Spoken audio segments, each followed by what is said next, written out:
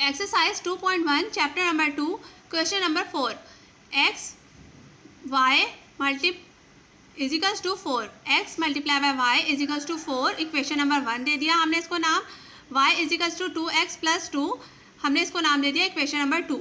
ठीक, अब हमने इसका सॉल्यूशन करना है, हमने x और y की वैल्यू निकालनी है। ठीक है, अब हमने y की वैल्यू निकाल ली इन टर्म ऑफ x। ठीक है, उसको सब्सटीट्यूट करवा दिया हमने इक्वेशन नंबर 2 में।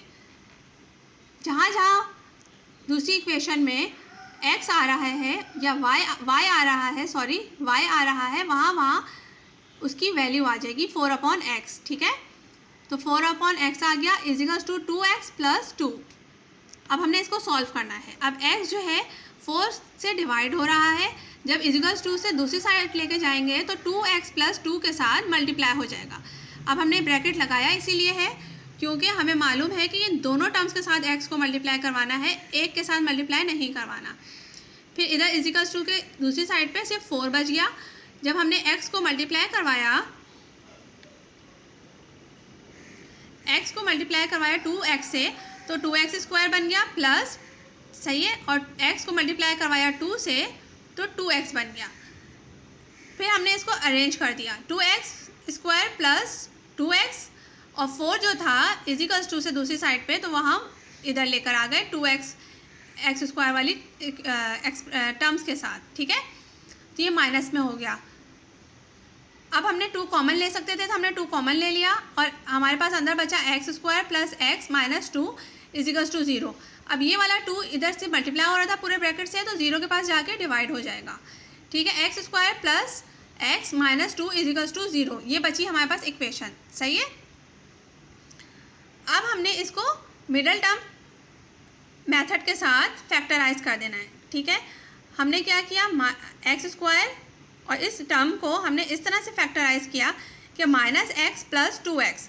ठीक है, हमें पता है कि इन दोनों को हम अगर मल्टीप्लाई करें तो इस फर्स्ट टर्म, पिछले वाले स्टेप के फर्स्ट टर्म और लास्ट टर्म का प्रोडक्ट बनना चाहिए। ठीक है, यानी कि माइनस 2x स्क्वायर बनना चाहिए, और अगर इन दोनों को हम प्लस या माइनस करें तो ये जो मिडल टर्म है ये बननी चाहिए। तो हमने और हमने यहाँ पे देखें, बड़े नंबर के साथ हमेशा वही साइन लगाते हैं, इस तरह से एडजस्ट करते हैं इन दोनों टर्म्स को कि जो ऊपर वाली मिडल टर्म है ना उसका साइन वही होना चाहिए। ठीक है, अगर हम यहाँ -2 लिख देते और प्लस x लिख देते, ठीक है, तो ये प्लस माइनस हो तो जाता माइनस, लेकिन x आंसर आ जाता, लेकिन x के साथ क्या साइन आता, माइनस का साइन आता, क्योंकि 2 के साथ माइनस होता, बड़े नंबर के साथ माइनस होता। तो लेकिन हमने इधर जो है +2 लगाने का हमारा मकसद ही यही था कि हम करें प्लस माइनस माइनस, करें हम माइनस, लेकिन साइन किसका है, प्लस का है, बड़े नंबर का है। ठीक है, अब इन दोनों का अगर हम प्रोडक्ट निकालें तो 2x स्क्वायर हो जाएगा। ठीक है, और प्लस माइनस माइनस बन जाएगा। ठीक है, इस तरह से हमने इसको मिडल टर्म को ब्रेक करना होता है। हमेशा हमें मिडल टर्म ब्रेक करते वक्त साइंस का भी ख्याल रखना होता है और नंबर्स को आपस में मल्टीप्लाई और प्लस करने से क्या आएगा आंसर, ये भी ध्यान रखना होता है। फिर हमने इन दोनों टर्म्स में से x कॉमन ले सकते थे, x ले लिया तो अंदर बचा x माइनस 1, और इसमें से हम 2 कॉमन ले सकते थे, हमने 2 ले लिया तो अंदर बचा x minus 1 is equals to 0। अब इन दोनों ब्रैकेट, ये दोनों सेम हो गए ब्रैकेट। ठीक है, ये हमारा इंडिकेटर होता है कि भाई ब्रैकेट सेम आ रहे हैं, तो हमने बिल्कुल ऊपर से अभी तक जो स्टेप्स किए हैं वो बिल्कुल सही किए हैं, जो सोल्यूशन किया है अभी तक वो बिल्कुल ठीक किया है। ठीक है, और दूसरा ब्रैकेट बन गया x प्लस 2 का। अब एक ब्रैकेट को हमने 0 से कंपेयर करवाया, दूसरे ब्रैकेट को हमने 0 से कंपेयर करवाया, x की एक वैल्यू आ गई, x की दूसरी वैल्यू आ गई -2 और एक वैल्यू आ गई 1। अब हमने सिंपली इन दोनों को सब्सटीट्यूट करवा दिया इक्वेशन नंबर 1 में। ठीक है, इक्वेशन नंबर 1 हमारे पास थी x y is equals to 4। जहाँ जहाँ x था वहाँ हम x की वैल्यूज रख देंगे, 1 रख देंगे एक दफ़ा, ठीक है, और एक दफ़ा रख देंगे -2। जब x की वैल्यू रखी 1 तो y को 1 के साथ मल्टीप्लाई कराया तो y रहा, और इज इक्वल्स टू था 4, तो y की वैल्यू आ गई 4, और यहाँ पे हमने x की वैल्यू रखी -2। ठीक है, तो y के साथ -2 मल्टीप्लाई हो रहा था, तो 4 के साथ जाके -2 क्या हो जाएगा,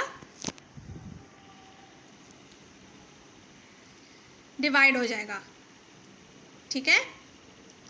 तो 2 1 दा 2, 2 2 दा 4, तो -2 यहाँ पे y की वैल्यू आ गई। इस तरह से हमारे पास x और y की दो वैल्यूज़ आ गई और दो साइमल्टेनियस इक्वेशंस हमारी सॉल्व हो गई।